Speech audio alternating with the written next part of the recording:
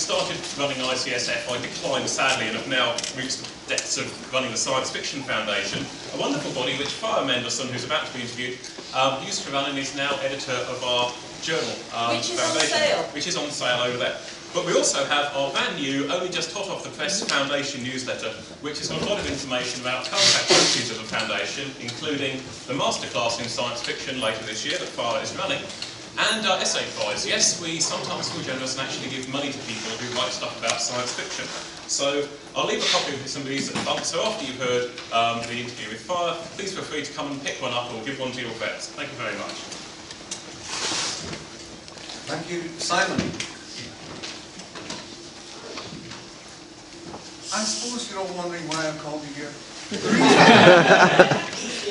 The reason is that Farah Mendlesohn is a now well-known science fiction critic, and she's one of the few people in fandom who also works in academia and has an academic reputation on the subject of science fiction.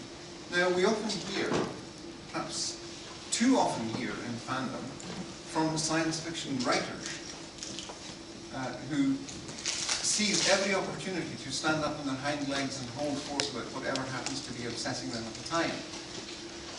However, we don't often hear from people who actually, from science fiction critics, we don't pay enough attention to science fiction critics. We all fancy ourselves as science fiction critics. I mean, I've met many fans who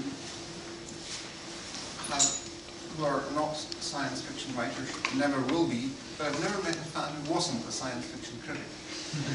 So, what I think I would like to do is to actually talk to a professional and let a professional tell us what science fiction criticism is like. As Simon said, Farah is the editor of Foundation, the magazine of the SF Foundation. Very worthy body, which I strongly recommend everyone to join and to subscribe to the magazine Foundation. It's only 18 quid a year, and there probably are special deals for.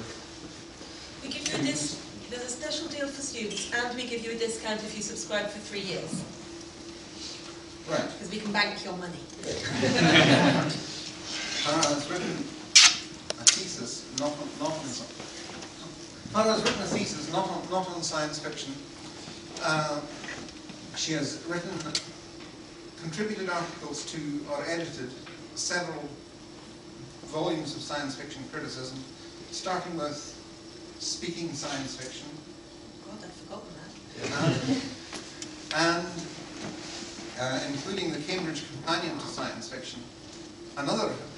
An excellent volume which I strongly recommend to everyone, and not just because I have a chapter in it, because you couldn't get I think you couldn't get a better collection of serious articles about many different aspects of science fiction, and with a brilliant introduction by Farah.